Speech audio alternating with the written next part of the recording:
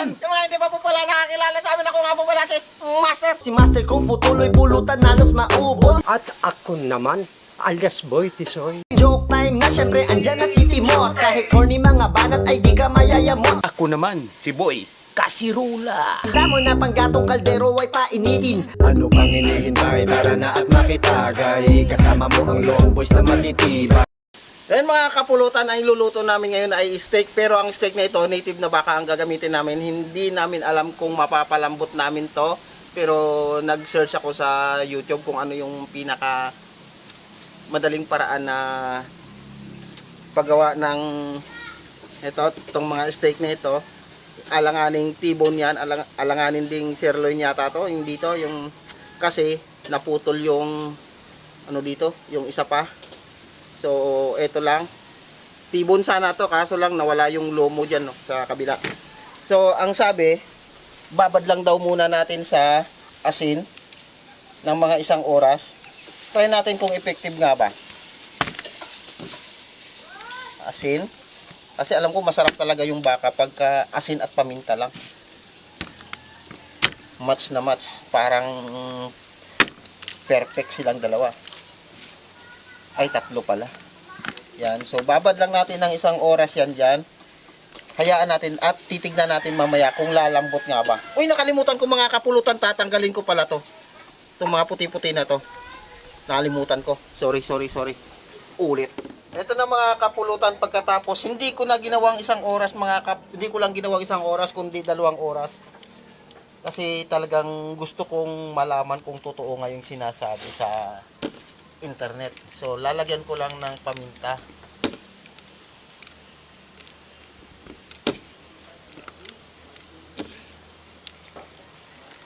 Ito na siya.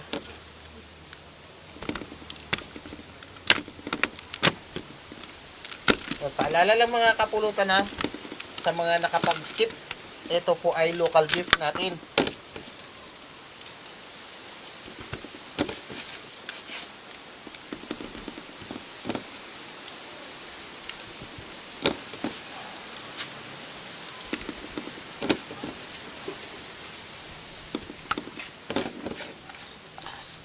Inubos ko lang yung paminta at sayang. Kailangan madaming paminta, mas masarap. Ayan. Try na natin iluto yan. Pat-pat lang muna natin. Ganyan, para dumikit, para hindi mahulog mamaya.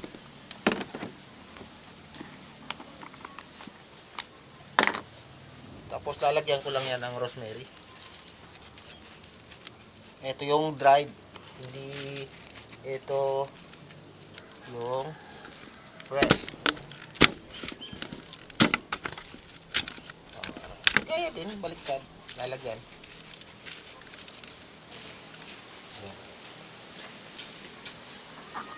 Ready na yan mga kapulutan para sa pag-grill. Na tayo mga kapulutan, butter.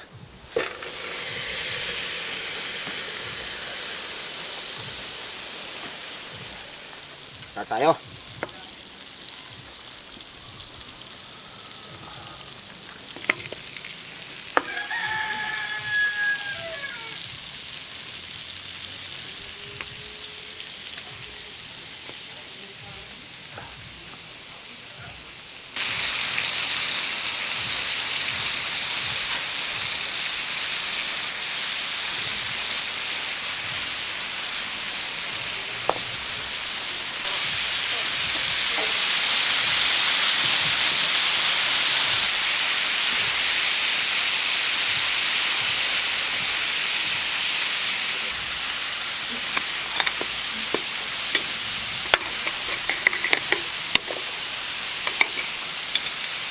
Amoy pa lang.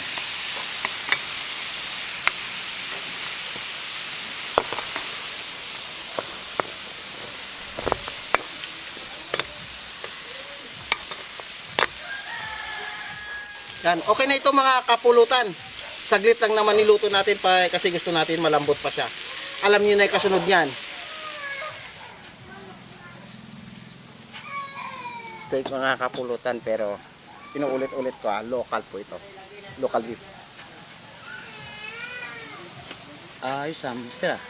Iba na naman yung... Local naman nga, Bep. Subukan natin daw. Oo, buka mo.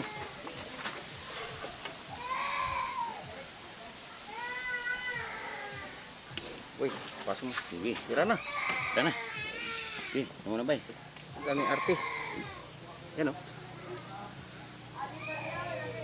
Saglit lang ito niluto ah. Mga pulutan. May mamula-mula yung...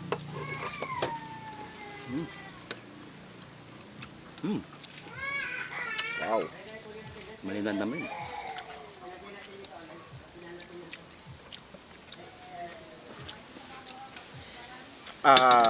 Medium rare siya mga kapulutan. Sarap ba yun? Oo. Iba na naman yung Medium rare. plutas niya. Just, May ano pa, mayog din yan. yes. Nga kung malambot. Lambot. Tama pala. Pagka may local beef kayo, yung kadalasang ginagawa sa steak kasi, ano yun, bago iluto, lalagyan ng asin at paminta, saka iluto. Yun yung mga ano, siguro mga angus, mga ano yung pwede malalambot. Pero pagka local beef, ganun yung ano yung mga kapulutan. Kasi ito, kahit hinawakan ko nga lang, tanggal na. Yan. Diba? So, pwede pala. Baso master. Okay ah.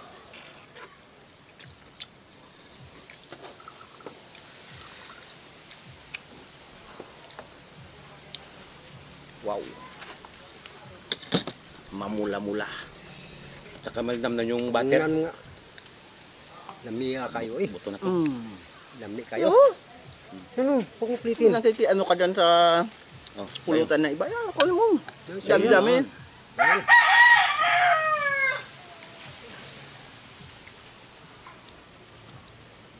Wow.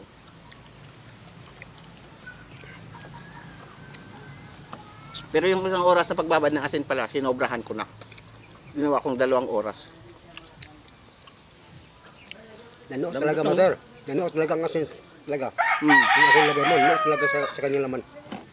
yan. Ito yung mga pulutan.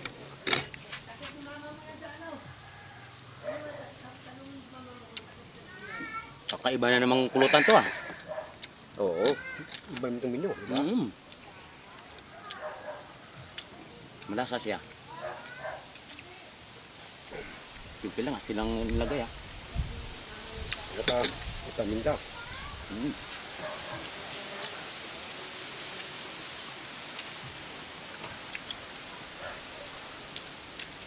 Wow. Kaya sabi ko mga kaputan, mayroon Butter, kayo no? po Butter. matutuhanan sa amin naman ng kaputan. Adiya. Sarap din pala pag dinalo sa butter, no? Malinam nam. Nanuot ulit sa ano? Sa karne. Saglit lang niluto nga.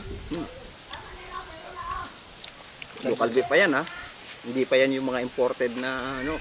Sarap. Sakto ka. Uy, yung puter ko pala.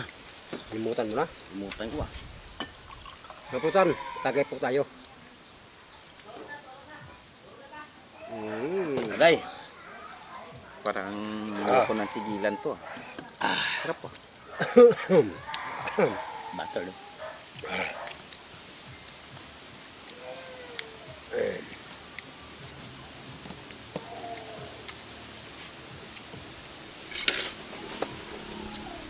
Ano tong master tawag dito sa ano? Parang Rosemary yan. rosemary. Parang rare.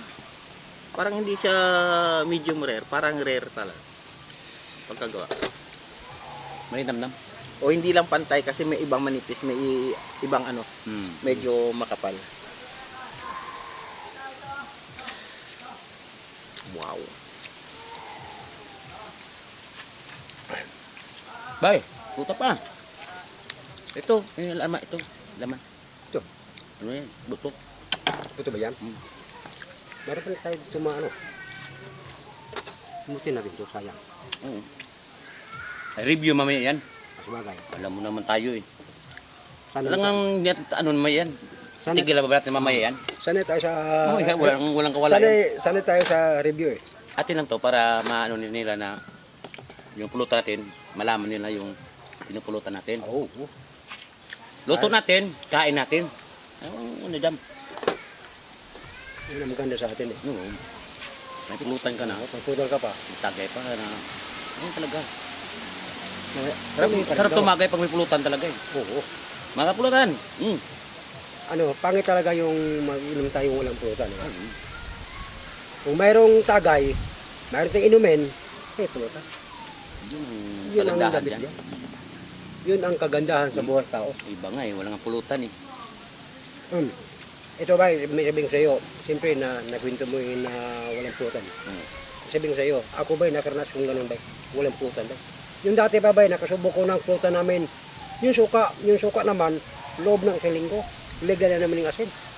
Yun ang silbi namin ng pulutan. Yung dati, alam mo, Dapat asin na lang yung pulutan nyo. yung nga, pero, Tapa. ano, napansin mo dati yung mayroong 65, anioram, yun ang ginainom namin lagi. Talaga, pag na ano ko ng anyiho niyan. Oo nga eh. Yun dati. Yun, ang wala kayong Uling pang ano dyan. Walang mani. Hindi kasi yung hinahanap namin yung mani, wala eh. Anong Ay. ginagawa namin, yung ano lang. Yung Nabusan kami ng anihuram, at saka yung 65, yung alak na yan. Doon ang kapitbahay namin, binili kami ng tuba. Sabi ko, anong 65 ano yan? Ang sabihin ng 65. yung alak ba? Yung tatak niya. Oo, Yung anyiho. yung Yung dati pa dati. yun. Tagal naman. Pag mabitin kami, maubos na yung alak, yung Oh. 65 at saka yung anihuram. Oh, tapos, Punta kami ng kapitbahay namin. Mayroon ba kayong langgo? Tuba ginahanap namin eh. Sabi, wala nang tuba, ubos na eh. Pero sabi namin, mayroon pa kayong ning langgaw nito. Sabi nila, langgaw nito eh. Sabi ko, mga ilang araw na yan. Isang linggo na yan. Sabi ko, pwede na yan. ito ngayon, hindi pwede yan. Pwede Grabe. ngayon, pag mga langgaw ngayon, langgaw ni isa, pwede na yan. Ba? Lagyan namin ng, ning asin. Tuloy pa rin. Ayos na. Ayos pa rin. Tuloy pa rin ang kwan. Grabe.